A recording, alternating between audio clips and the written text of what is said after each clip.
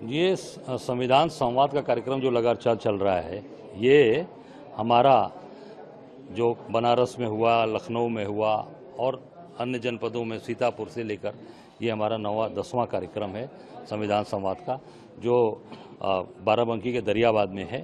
उसके हमारे संयोजक अब्दुल्ला शेर खान, उनके आज हम सब लोग वहाँ कार्यक्रम में जा रहे हैं और पूरी तैयारी है। कार्यकर्ता और सभी साथी वहाँ इकट्ठे हो रहे हैं और निश्चित तौर से जो संविधान को समाप्त करने की बात, ख़त्म करने की बात या संविधान को पूरी तरीके से बर्बाद करने की ये योजना सरकार बना रही है। हम सब लोग उस पर डटकर वहाँ पर आम जनता के हित की बात और आम जनता कैसे मजबूती से खड़ी है उस पर हम लोग बात करेंगे। सर, कल प्रधानमंत्री नरेंद्र मोदी ने जेवर एयरपोर्ट का उद्घाटन किया। उन्होंने कहा कि एथेनॉल को ऊर्जा के संकट से बचाव का एक बड़ा साधन माना जाए और 2027 चुनाव से पहले वो विकसित यूपी की बात कर रहे हैं। सर, कैसे देखिए, ये इसके पहले भी मोदी जी ने 2019 के चुनाव में, लोकसभा चुनाव के पहले 7 एयरपोर्ट के उद्घाटन किए थे। उसमें चित्रकूट का एयरपोर्ट, आजमगढ़ का एयरपोर्ट, कुशीनगर का, श्रावस्ती, मुरादाबाद, अलीगढ़ और अयोध्या, 7 में से 6 बंद हैं, 1 चल रहा है अयोध्या, उसमें 1 केवल जहाज चल रही है। प्रयागराज में भी 1 जहाज चल रही है। इतनी खराब स्थितियां हैं, तो मैं समझता हूं कि पूरी तरीके से ये केवल और केवल प्रोपेगेंडा करना, कैसे चुनाव में इसका फायदा हो। ये चुनावी एयरपोर्ट है, चुनावी एयरपोर्ट का उद्घाटन हो रहा है जिसका फायदा इनको मिले। निश्चित तौर से ये बंद करिए। तो गैस की लाइन कौन लगाए रखे हैं? वो क्या वो उनको शौक लगा है कि जाके धूप में खड़े हैं? अमित शाह से पूछिए, शौक लगा है कि लोग लाइन मर गए? बागपत में एक व्यक्ति मर गया, एक फर्रुखाबाद में एक व्यक्ति मर गया, लाइन लगी। उनको शौक नहीं लगा हुआ है। ये झूठ बोलने के माहिर हैं। झूठ बोलना बंद करो, देश को सत्यता बताओ, सही बताओ और जो स्थितियां हैं उसमें आम आदमी को आपको इसको बताना चाहिए। सर, बंगाल के घुसपैठियों का रास्ता बता रहे हैं अमित शाह जी। उत्तर प्रदेश का भी तो रास्ता बता दें। उत्तर प्रदेश में भी प्रधानमंत्री के संसदीय क्षेत्र की एक बेटी कानपुर गई थी, वहाँ भाजपा के विधायक के साथ रहने वाले 3 लोगों ने उसका सामूहिक बलात्कार किया है।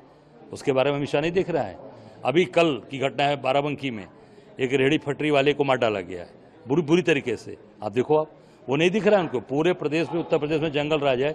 इसके बारे में भी जरा अमित शाह से बोलवा दीजिए। सर, समाजवादी पार्टी आज समानता भाईचारा की रैली करने जा रही है नोएडा में। निश्चित तौर से हर दल के लोग अपना काम कर रहे हैं, मेहनत कर रहे हैं। हमारी आज खुद रैली है, हमारी 11वीं रैली चल रही है।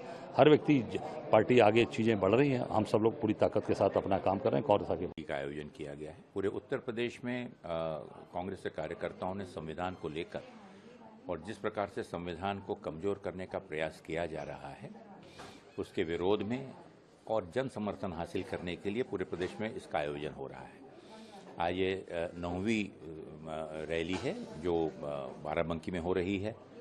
जिस प्रकार से आज पूरे देश के अंदर एक साजिशें तरीके से संविधान को पूर्ण रूप से कमज़ोर करने का और आम आदमी के अधिकारों के हनन और उनका जो सुरक्षा कवच जो संविधान ने दिया है उसे नष्ट करने का कार्य चल रहा है। हमारे विशेष रूप से हमारे अल्पसंख्यक, दलित वर्ग और हमारे ओबी समाज के लोगों पर विशेष रूप से जिस प्रकार का अत्याचार चल रहा है, उसमें संविधान ने दी हुई जो हमारी ताकत है सर्वधर्म समभाव की, उसको लोगों का एहसास कराते हुए और जिस प्रकार से जातीय मतभेद और लोगों के बीच में एक वैमनस्य की भावना रोज सुबह शाम कोशिश कर उन्हें बांटने का काम जो चल रहा है, उससे लोगों को आगाह कराना, ये कांग्रेस का आज मुख्य उद्देश्य है। एथेनॉल को ऊर्जा संकट के बचाव का सबसे बड़ा साधन बताया और 2027 चुनाव से पहले विकसित यूपी की बात की। देखिए, माननीय मोदी जी भाषण कितना भी देते रहें, उनके भाषण जितने भी हैं बाद में जुमला कहकर वो टाल देते हैं। देश पर आने वाली आपत्ति की आशंका माननीय राहुल गांधी जी ने 2 महीने पहले पूर्व ही और इस युद्ध के, एशियाई युद्ध के चलते हुए पहले से ही आगाह किया था कि देश को सतर्क रहने की आवश्यकता है और जिस प्रकार की आपदा पूरे देश में, चाहे तेल, हमारी एनर्जी, फ्यूल को लेकर आने वाली है, उसके लिए सरकार को पहले से तैयार होना चाहिए। सरकार ने किसी प्रकार का ध्यान नहीं दिया, लेकिन सिर्फ गैस की कीमतों के, डीजल की कीमतों के भाव बढ़ाने के अलावा ऐसा कोई भी कदम नहीं उठाया गया। ये दुर्भाग्यपूर्ण है। केंद्र सरकार, राज्य सरकार पूर्ण रूप से और विशेष रूप से हमारी आर्थिक नीति और हमारी विदेश नीति दोनों ही पूर्ण रूप से विफल रही हैं, एक प्रकार से पूरे देश को आज अमेरिका माननीय ट्रंप के चरणों में शरणागत होकर सरेंडर कर दिए गए हैं। इस देश का किसान, छोटा व्यापारी, नए उद्योग पूर्ण रूप से इस निर्णय से, जो समझौता होने जा रहा है, उससे पूर्ण रूप से प्रभावित होंगे और देश में फिर बेरोजगारी और भुखमरी और बढ़ेगी। गई, लेकिन मैं आप सभी को बता दूं कि देश में ना लॉकडाउन होगा, ना पेट्रोल डीजल या गैस की कोई कमी नहीं। देखिए, जितने भी रेस्टोरेंट्स हैं, होटल्स हैं, वहाँ पर आप खुद देख रहे हैं कि छोटे छोटे से जो ठेला लगाकर जो अपना व्यापार करते थे, खोमचा लगाते थे, आज गैस नहीं मिलने के कारण वो सब बेरोजगार हो गए।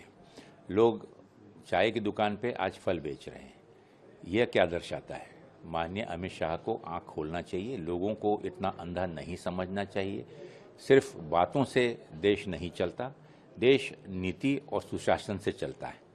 उसका नियोजन करने में अगर वो ध्यान दें, और आज जिस प्रकार की विपदा का सामना पूरा देश कर रहा है, उस विपदा से देश को बचाने के लिए सरकार की विदेश नीति, सरकार की आर्थिक नीति और सरकार की लोगों के बीच में एक जोड़ने की नीति पर उन्हें विशेष ध्यान देना